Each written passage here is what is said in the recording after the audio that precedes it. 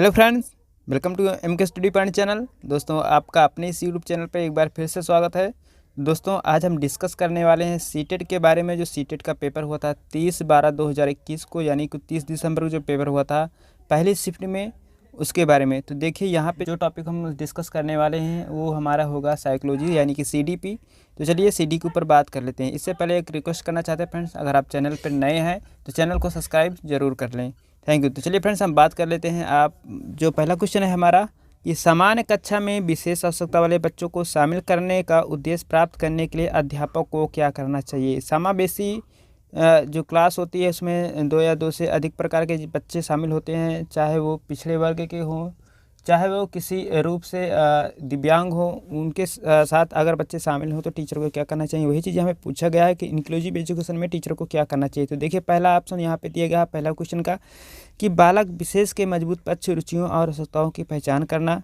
चलिए सारे ऑप्शन को पहले देख लेते हैं, क्योंकि यहाँ पे पूछा गया है। विकल्प में 2-3 ऑप्शन दिए गए हैं। तो दूसरा ऑप्शन है व्यक्तिगत विभिन्नताओं को निर्धारित करना और एक समान सुनिश्चित करना चाहिए। अगर व्यक्ति विभिन्नताएं अगर समावेशी अच्छा है तो उसमें व्यक्ति विभिन्नताएं होंगी ही। तो ये बिल्कुल गलत हो जाएगा कि यह इसको हम निर्धारित करेंगे, ये गलत होगा हमारा। अधिगम को सहज बनाने के लिए आकलन युक्तियों का अनुकूलन करना, ठीक है।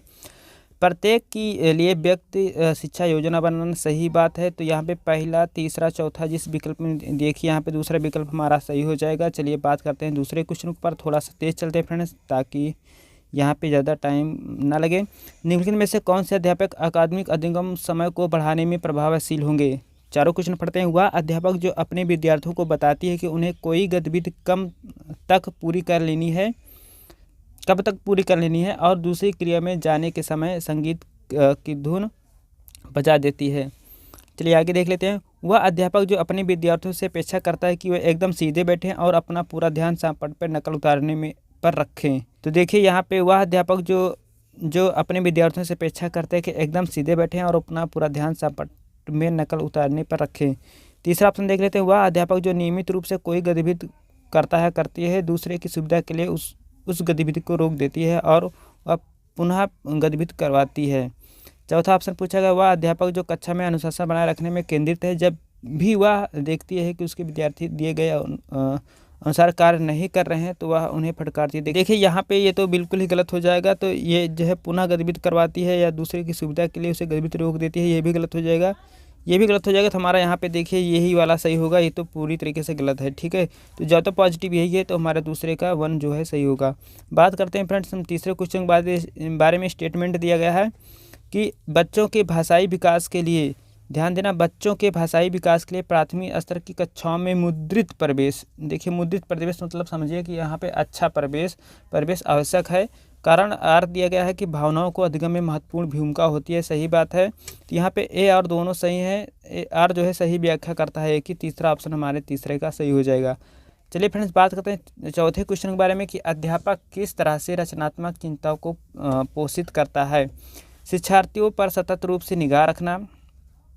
अगर शिक्षार्थियों पर सतत रूप से निगाह रखने तो क्या रचनात्मक चीज़ को जो है यहाँ पे बढ़ावा मिलेगा? बिल्कुल नहीं। शिक्षार्थियों को समस्याओं के समाधान के लिए भिन्न भिन्न तरीके को अपनाने का अवसर देना, बिल्कुल सही होगा। चलिए आगे भी देख लेते हैं ऑप्शन, कि प्रत्येक शिक्षार्थी में निपुणता से कम कुछ भी अपेक्षित न करें, गलत। शिक्षार्थियों के लिए बहुत ही कठिन गतिविधियों का चयन करना, बिल्कुल गलत होगा। तो दूसरा हमारा जो चौथे का बन जाता है सही। चलिए बात करते हैं पाँचों क्वेश्चन पर। पाँचों क्वेश्चन कहा है कि बच्चे को किस समस्या का समाधान ढूंढने में किस क्रम को अपनाना चाहिए। देखिए, यहाँ पे क्रम की बात कर रहा है कि क्रम क्या होना चाहिए। तो देखिए, सबसे पहले समस्या की पहचान करते हैं, हाँ सही है। फिर परिकल्पना करते हैं, परिकल्पना बनाते हैं, फिर परिकल्पना करते हैं या आंकड़ों को संग्रहण करते हैं। दूसरा देखिए, समस्या को परिभाषित, देखिए ये नहीं करेंगे। समस्या को पहले परिभाषित कर देंगे समस्या तोड़ने के लिए, पहले इसकी तो पहचान करेंगे ना। आंकड़ों को ग्रहण, देखिए आंकड़ा यार लास्ट में होता है, यहाँ पे भी गलत हो जाए। समस्या का विश्लेषण, समस्या पहले ढूंढे नहीं, उसका विश्लेषण ही करना स्टार्ट कर देंगे क्या, ये गलत हो जाएगा चौथा। तो यहाँ पे सबसे पॉजिटिव पाँचों का पहले बनता है, इसलिए हमारा पहला ऑप्शन सही हो जाएगा पाँचों का। चलिए फ्रेंड्स, बात कर लेते हैं हम अपने 6वें क्वेश्चन के ऊपर, कि बालकों में वृद्धि और विकास में क्या शामिल है। देखिए, वृद्धि और विकास में जो शामिल होता है वो हमारा होता है गुणात्मक परिवर्तन, या दोनों मात्रात्मक में गुणात्मक परिवर्तन, मात्रात्मक परिवर्तन। देखिए, वृद्धि और विकास में जो है मात्रात्मक एवं गुणात्मक परिवर्तन दोनों शामिल होते हैं। ठीक है, तो यहाँ पे देखिए जो विकास होता है ना, आपने पढ़ा होगा विकास जो होता है बच्चों का मात्रात्मक एवं गुणात्मक दोनों होता है, परंतु वृद्धि जो होती है वो केवल मात्रात्मक होती है। ठीक है, यहाँ पे दोनों के बारे में पूछा गया तो शामिल क्या है, तो दोनों जो है ये दोनों शामिल हैं इसमें, तो छठवें का दूसरा सही बन जाता है। चलिए फ्रेंड्स बात कर लेते हैं अपने नेक्स्ट क्वेश्चन के ऊपर। नेक्स्ट क्वेश्चन हमारा पूछ रहा है कि कमल स्वयं को तर्क देता है कि यदि तनु उसे एक क्रेयॉन देगी तो वह उसे भी एक क्रेयॉन देगा, मतलब अदला बदली करेगा ताकि उपहार के लेन देन में समानता हो। कमल लॉरेंस कोहलबर्ग के नैतिक विकास के किस चरण में पर है, तो देखिए यहाँ पे सामाजिक व्यवस्था निर्वहन अभिनवीकरण, देखिए ये भी इनका चरण है। यांत्रिक उद्देश्य तो बिल्कुल भी नहीं होगा। सामाजिक समझौता, तो यहाँ पे देखिए एक के बदले एक काम हो रहा है तो सामाजिक समझौता होगा। क्वेश्चन 7 का चौथा सही हो जाता है। चलिए फ्रेंड्स बात करते हैं 8वें क्वेश्चन पर। विद्यार्थियों के अधिगम में उन्नति होने की संभावना कब है, संभावना यहाँ पे पूछा गया उन्नत होने के लिए संभावना कब है। अध्ययन सामग्री को जानकारी के छोटे असंबंधित अंशों में विभाजित किया जाए, असंबंधित अंशों में विभाजित किया जाए, इसका क्या मतलब है, तो गलत होगा। चलिए दूसरा देखते हैं। अध्ययन सामग्री को संरचनात्मक ढांचे में सुव्यवस्थित किया जाए, या अध्ययन सामग्री में परिभाषाओं की सूची हो जिससे कोई उदाहरण नहीं हो। अधिगमकर्ताओं के व्यक्तिगत और सांस्कृतिक अंतरों को ध्यान में न रखते हुए, देखिए यहाँ पे एक लिखा हुआ ध्यान में न रखते हुए, तो यहाँ पे ऐसा नहीं है कि ध्यान में नहीं रखा जाएगा। दूसरी देखिए परिभाषाओं को सूची जिसमें कोई उदाहरण नहीं, ये भी नहीं जो है सूट करेगा बच्चों के ऊपर। अध्ययन सामग्री को संरचनात्मक ढांचे में व्यवस्थित किया जाए, देखिए ये सही बन जाता है इस ऑप्शन के हिसाब से। जो चारों ऑप्शन में है ये दूसरा ऑप्शन हमारा ज़्यादा सही बनता है, इसलिए सही बन जाता है। ये अंशों में विभाजित करना बिल्कुल निगेटिव होगा। 8वें का दूसरा सही बनता है। तो चलिए फ्रेंड्स हम अपने 9वें क्वेश्चन के बारे में चलते हैं कि पीटर कहता है मैं असफल हूँ क्योंकि मैं मूर्ख हूँ, और इसका मतलब है कि मैं हमेशा ही असफल होऊंगा, या दर्शाता क्या है, तो देखिए स्व यथार्थता दर्शाता है, या अपसारी चिंतित बिल्कुल नहीं होगा, उपलब्धि परिपक्वता बिल्कुल नहीं, सीखी गई ये देखिए विचार की, ये जो है हमारा 9वें का सही बन जाता है चौथा। आगे बात करते हैं फ्रेंड 10वें क्वेश्चन के बारे में। पियाजे के सिद्धांत पर आधारित एक रचनावादी कक्षा में किस तरह से सीखते हैं। पुरस्कार के लिए प्रयास, देखिए पुरस्कार के बाद इन्होंने कुछ नहीं की, बड़ों का अनुसरण करके सीखते हैं, यहाँ पे इसकी बात कही गई। और देख लेते हैं ऑप्शन। स्वतः फूर्त गतिविधियों बिल्कुल नहीं, बड़े द्वारा की गई व्यवस्था बिल्कुल नहीं, व्याख्याओं को बिल्कुल नहीं, ये देखिए बड़ों को अनुकरण करके सीखते हैं बच्चे, तो ये हमारा 10वें का दूसरा सही हो जाएगा। बात करते हैं 11वें क्वेश्चन के बारे में। बच्चा कह रहा है बच्चा मैं पहली के इस हिस्सों को पूरा नहीं कर पा रहा हूँ। अध्यापक कह रहा है यह कौन सा टुकड़ा आना चाहिए क्योंकि ये बिल्ली के पैर हैं। बच्चा कह रहा पंजे आना चाहिए। पहले बच्चे तो क्वेश्चन कर रहा है कि मैं पहले के इस हिस्से को पूरा नहीं कर पा रहा हूँ। फिर अध्यापक कह रहा है यह कौन सा टुकड़ा आना चाहिए, बच्चे से पूछ रहा था। बच्चा कह रहा पंजा आना चाहिए मेरे हिसाब से, तो अध्यापक कह रहा सही कौन सा टुकड़ा पंजे जैसे दिखता है, बच्चा यह वाला। उपयुक्त बातचीत में सामाजिक अंतःक्रिया को किस विशेषता पर प्रकाश डाला जा रहा है, तो देखिए यहाँ पे जो है ये वाइगोस्की जी की बातें हैं इसके फोल्डिंग वाली, तो देखिए ये भी नहीं होगा, ये भी नहीं होगा, यहाँ पे सीधे जो है ऑप्शन में दिया गया है पाड़ वाला, तो ये जो है स्केल फोल्डिंग होता है, इसको ही पाड़ बोलते हैं। तो तीसरा ऑप्शन हमारा सही बन जाता है क्वेश्चन नंबर 11 का। और बात कर लेते हैं फ्रेंड्स हम नेक्स्ट क्वेश्चन के बारे में। नेक्स्ट क्वेश्चन जो हमारा होगा वो 12वां होगा। 12वां में कहा गया एक 6 वर्षीय बालिका सोचती है कि लंबे गिलास में छोटे और चौड़े बर्तन से अधिक पानी आता है, यद्यपि उसकी आंखें के सामने ही पानी एक बर्तन से दूसरे बर्तन में पलट गया हो। पियाजे के अनुसार बालिका की यह सोच किस योग्यता के कारण होती है, तो ये देखिए ये जो है किस योग्यता की कमी के कारण है। तो यहाँ पे देखिए बात अगर की जाए तो जो यहाँ पे क्वेश्चन का हमारा सही हो जाएगा। यहाँ पे आता है, अपने जीन पियाजे के बारे में पढ़ा होगा, जीन पियाजे में बात की है जीन पियाजे ने, वहाँ पे उन्होंने पढ़ाया है विलोमिता, ठीक है, विलोमिता के बारे में और अविलोमिता के बारे में। तो वही चीज़ें है यहाँ पे कि संरक्षण का भाव और असंरक्षण का भाव, ये दोनों चीज़ें वहाँ पे पढ़ाया है। देखिए कर्मबद्धता की योग्यता है, इसकी चीज़ें की कमी है, ये नहीं होगा। सोपान क्रमिक वर्गीकरण की योग्यता, अनुपातिक तर्क की योग्यता, तो ये देखिए हमारा जो पहला सही बन जाता है अनुपातिक तर्क की योग्यता, यही जो है इसमें बच्चे में कमी है, ठीक है। अनुपात यानी कि संरक्षण का अभाव है, बच्चे संरक्षण का अभाव मतलब कोई चीज़ है जैसे वस्तु है कोई, तो उसमें छोटे बड़े चीज़ में ये अंतर नहीं कर पाता, तो यहाँ पे ही सही होगा 12वें का पहला। चलिए बात करते हैं 13वें क्वेश्चन के बारे में। अब विद्यार्थियों को अर्थ ग्रहण करने में अपनी स्वाभाविक रुचियों को पोषित करने के लिए अवसर मिलना चाहिए, जैसे कि तरह तरह की वस्तुओं का प्रयोग एवं परीक्षण करना, मानस मंथन और चर्चाएं करना। रहा अधिगम की प्रकृति क्रियाशील और सामाजिक है। अधिगम की जो प्रकृति है क्रियाशील है और सामाजिक है, ठीक बात है। तो ए सही है, आर सही है या दोनों गलत हैं? ए और दोनों सही हैं, आर सही व्याख्या करता है ए की। ए और दोनों सही हैं लेकिन आर सही व्याख्या नहीं करता है ए की। तो देखिए ए और दोनों सही हैं, आर सही व्याख्या करता है ए की, तो ये तीसरा वाला बिल्कुल सही बन जाता है। बात करते हैं फ्रेंड्स 14वें क्वेश्चन के बारे में। 14वां क्वेश्चन कह रहा है प्रकाश, ध्वनि, स्पर्श एवं अन्य सार्वभौमिक जानकारी के प्रति अति संवेदनशील संचारण में शाब्दिक सहिष्णुता और अशाब्दिक का होना, नित्य कर्मों पर अन्य व्यक्तियों को अंतिम निर्भरता और दूसरे पर नज़र चुराना किसके प्राथमिक लक्षण हैं? तो यहाँ पे देखना बात क्या कहा, ध्यान से सुनना पहले एक बार। देखिए प्रकाश, ध्वनि, स्पर्श, अन्य सामयिक जानकारी के प्रति असंवेदनशीलता होता है, संचारण में शाब्दिक क्षीणता पाई जाती है, अशाब्दिक का होना भी पाया जाता है, नित्य कर्मों पर अन्य व्यक्तियों के अति निर्भरता और दूसरों से नज़र चुराना किन बच्चों के प्राथमिक लक्षण हैं? तो ये देखिए ये सारी चीज़ें होती हैं ऑटिज्म की, ठीक है, स्वालीनता जिसको बोलते हैं, ये सारे विशेषताएं ऑटिज्म की होती हैं, तो इसलिए हमारा तीसरा सही हो जाएगा। चलिए फ्रेंड्स बात कर लेते हैं 15वें क्वेश्चन के बारे में। देखिए फ्रेंड्स अगर आपने चैनल को सब्सक्राइब नहीं किया तो चैनल को सब्सक्राइब कर लें अगर आप चैनल पर नए हैं तो, ठीक है फ्रेंड्स, और लाइक भी कर दें, शेयर भी कर दें अगर आपको वीडियो अच्छी लगती है, आपके लिए हेल्पफुल साबित होती है तो। हम आपसे ज़बरदस्ती नहीं कह रहे हैं कि आप ज़रूर भी ही सब्सक्राइब करें। देखिए यहाँ पे मिलान करने के लिए बोला है कि निम्नलिखित का मिलान करें। आप देखिए यहाँ पे डिसकैलकुलिया बोला है, तो डिसकैलकुलिया संबंधित एक ही यहाँ पर पकड़ लेंगे तो आप तुरंत भी समझ जाएंगे। देखिए इसको छोटा कर देंगे, यहाँ पे देखिए डिसकैलकुलिया लिखा है। डिसकैलकुलिया क्या, भाषाई विकार से जो संप्रेषण कौशल बोध की योग्यता प्रभावित करती है, बिल्कुल नहीं। वह दिव्यांग, तो देखिए ये वह दिव्यांग तो शिक्षार्थी गणितीय गणनाओं के, तो बी का हमारा कौन सा होता है, यहाँ पे बी का हो जाता है हमारा तीसरा, ठीक है, नहीं सॉरी सी का जो है तीसरा होगा, एक मिनट, सी का जो है हमारा यहाँ पे तीसरा होगा, तो सी का तीसरा होगा, यहीं पे पकड़ लिया मैंने। अब यहाँ पे देखिए अब डिस्ग्राफिया जो होगा, डिस्ग्राफिया ये हमारा होता है लेखन से संबंधित, ठीक है, ये हमारा लेखन से संबंधित होता है। तो यहाँ पे देखिए वह दिव्यांग जो समानता के साथ लिखने की योग्यता है, ये देखिए, तो यहाँ पे आप तुरंत पकड़ लीजिए ऑप्शन में कि जहाँ पे सी का तीसरा है और डी का दूसरा है वही सही होगा। तो चलिए ऑप्शन पे बात करते हैं। सी का देखिए हमने बात की थी सी का तीसरा, तो सी का तीसरा तो कहीं यह देखिए यहाँ पे है चौथे ऑप्शन में लिखा है सी का तीसरा और डी का दूसरा, ठीक है, सी का तीसरा और डी का दूसरा, तो ये हमारा सही हो जाता है चौथा वाला, ठीक है फ्रेंड्स। तो यहाँ पे जो क्वेश्चन था हमारा 15 का हो जाता है सही, चौथा वाला ऑप्शन बिल्कुल सही बनता है। चलिए फ्रेंड्स आगे बात कर लेते हैं 16वें क्वेश्चन के बारे में। 16वां क्वेश्चन पूछा किस दृष्टिकोण के अनुसार अधिगम के एक सक्रिय एवं सामाजिक प्रक्रिया है?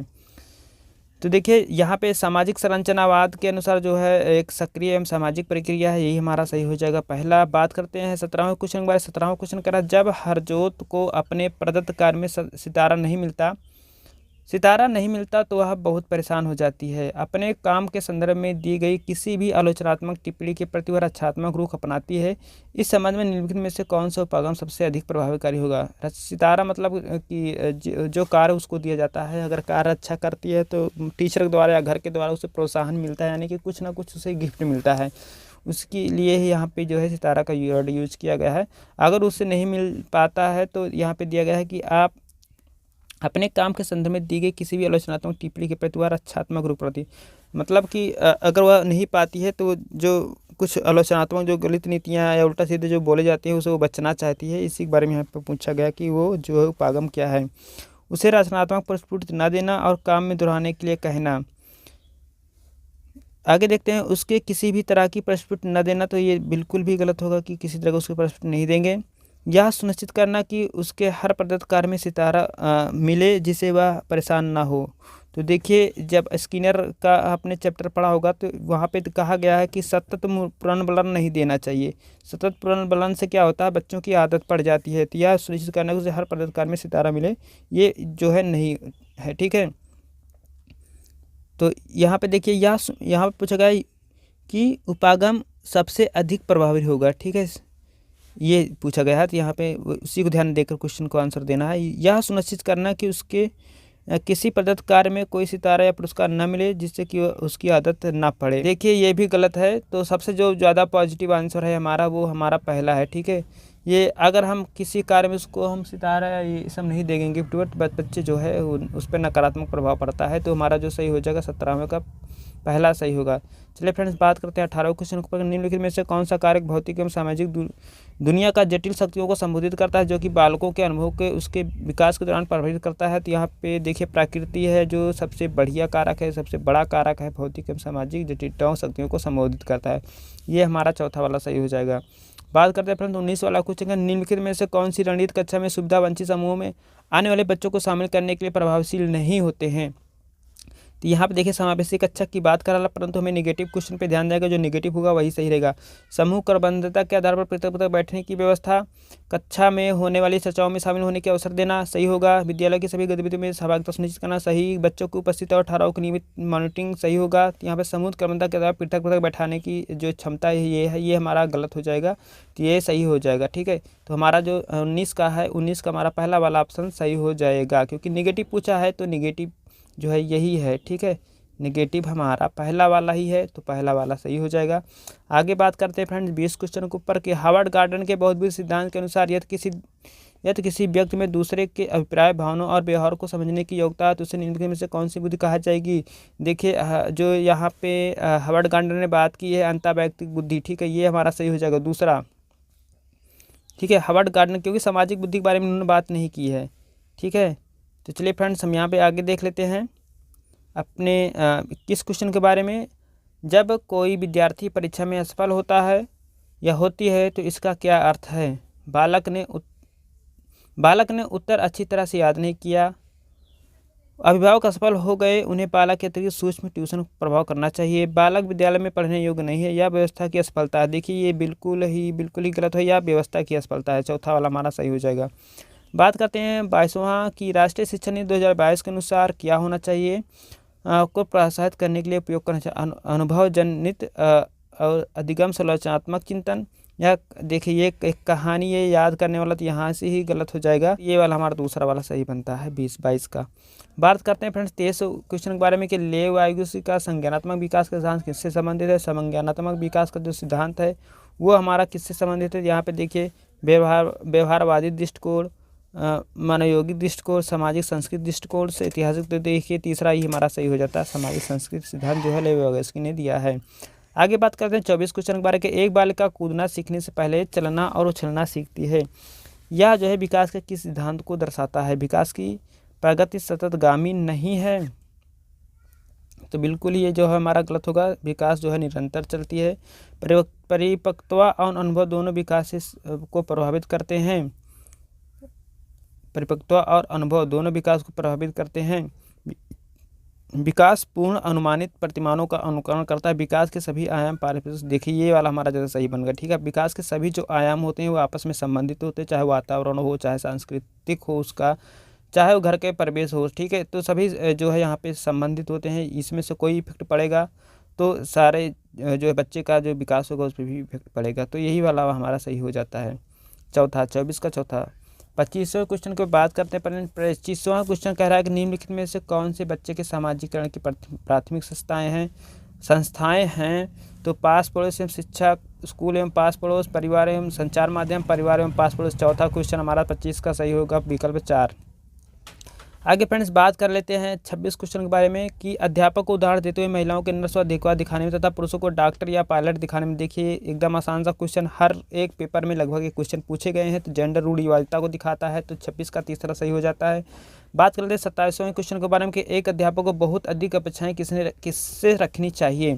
केवल प्रतिभाशाली विद्यार्थियों से बिल्कुल भी नहीं, विभिन्न विषयों में लड़के लड़कियों से अलग अलग अपेक्षाएं की। गणित में लड़कों और भाषाओं की लड़कियों से बिल्कुल गलत होगा, इसमें अलग अलग नहीं हम इसको कर सकते हैं, क्योंकि हमको छात्र केंद्रित जो है शिक्षा पर ध्यान देकर जो है बताना है। विशेष श्रेणी के संबंध विद्यार्थियों को छोड़कर सभी विद्यालयों से, तो देखिए ये भी जो है नहीं होगा। विशेष श्रेणी से संबंध विद्यार्थियों को छोड़कर सभी जो है विद्यार्थियों से, ऐसा नहीं है, यहाँ पे बिल्कुल गलत होगा ये। जेंडर और वर्ग को ध्यान में रखते हुए सभी विद्यार्थियों से बिल्कुल सही होगा। चौथा का 27 का चौथा हमारा जो है सही हो जाता है आंसर। फ्रेंड्स धीरे धीरे हम पहुंच रहे हैं नज़दीक, लगभग 30 क्वेश्चन होने वाले हैं। तो आप लोगों को वीडियो पसंद आ रही हो तो अपने फ्रेंड्स को शेयर करें, व्हाट्सएप ग्रुप कहीं भी शेयर करें, लाइक करें, और चैनल को सब्सक्राइब नहीं किए हो तो पहली बार देख रहे हैं चैनल को सब्सक्राइब जरूर कर लें। देखिए फ्रेंड्स 28वां क्वेश्चन हमारा है, एक निम्नलिखित में से कौन सी पोर्टफोलियो की विशेषता नहीं है। यहाँ पे ध्यान देना, नहीं बताना है। पोर्टफोलियो में असंबद्ध परीक्षण और कुंज होते हैं और अधिगम के उत्पाद को सुनिश्चित करते हैं। देखिए दूसरा पढ़ लेते हैं। पोर्टफोलियो विद्यार्थियों को अभिकल्प करने, संग्रह करने और मूल्यांकन में संलग्न करते हैं। ठीक है, संग्रह करते हैं, डायरी बनाते हैं, उसमें सब कुछ रखते हैं, पता है, ये बिल्कुल सही है। पोर्टफोलियो समय विशेष के दौरान किए गए कार्य को संकलित करता है, बिल्कुल सही है। पोर्टफोलियो विद्यार्थियों को स्वयं अधिगम के प्रगति आकलन में देखिए, आकलन में जब सब कुछ उसकी डायरी, आकलन क्या क्या कैसे बच्चा प्रगति कर रहा है उसकी सब सारी डायरी बन के स्कूल में रिकॉर्ड रखा रहता है, तो बच्चे के आकलन के लिए मदद नहीं करेगा, बिल्कुल मदद करेगा। तो तीनों ऑप्शन ये हमारे बन जाते हैं सही, और पहला ऑप्शन जो कि है गलत, यहाँ पे गलत पूछा भी गया है, तो इसलिए 28 का पहला वाला सही बन जाता है। आगे बात करते हैं फ्रेंड्स 29 क्वेश्चन के बारे में। संज्ञानात्मक विकास के किस चरण में बच्चे एक दूसरे के साथ खेल संबंधी विचार, मतलब खेल संबंधी विचार साझा करते हैं और इस समझ को किसी संकेत वस्तुओं को दर्शाते हैं। लेकिन ध्यान देना, लेकिन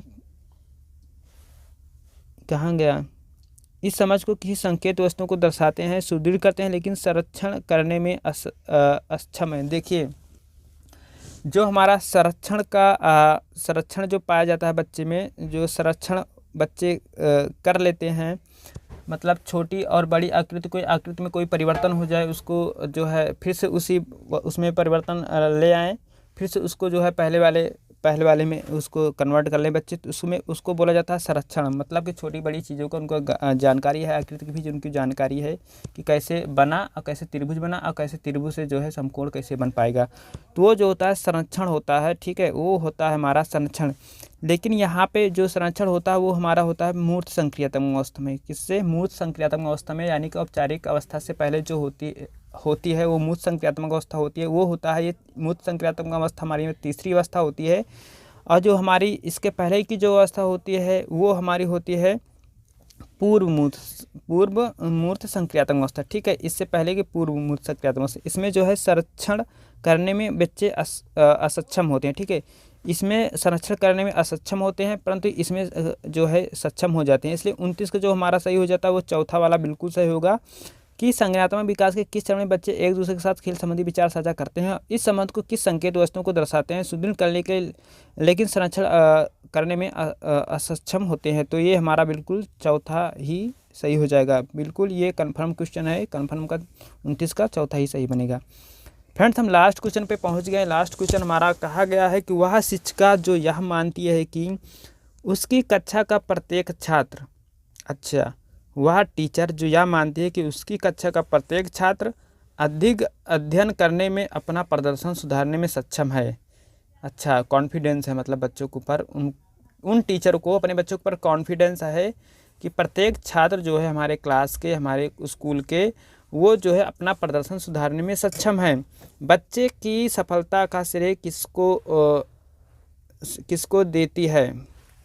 बच्चों की सफलता का श्रेय किसको देती है? आनुवंशिक रचना को देती है, बच्चे के प्रयत्न को देती है, बच्चे की योग्यता को देती है। बच्चे को घरावट बिल्कुल भी नहीं होगा, योग्यता बिल्कुल भी नहीं होगा, बच्चे के प्रयत्न को देगी, क्योंकि टीचर को पता है कि हमारे बच्चे ऐसे हैं जो मुश्किलों से नहीं डरते हैं, हर किसी प्रश्न के उत्तर को जानने के लिए निरंतर वो प्रयास करते रहते हैं, जिससे वो बच्चे समझ जाते हैं। तो इसलिए हमारा जो तीसरे का आंसर सही होगा वो दूसरा आंसर हमारा बिल्कुल सही हो जाता है। तो फ्रेंड्स इस प्रकार से हमने जो है क्वेश्चन 30 देख लिए। सीडीपी के जो हमारे पेपर हुआ था, यानी कि 30 दिसंबर को जो पेपर हुआ था उसमें से हमने सीडीपी के 30 क्वेश्चन करा दिए हैं। अगर आपने जो है सीडीपी के ही संस्कृत के क्वेश्चन नहीं देखे हैं तो इस वीडियो के नीचे उसका लिंक दे देंगे, वो भी आप वीडियो संस्कृत का देख सकते हैं।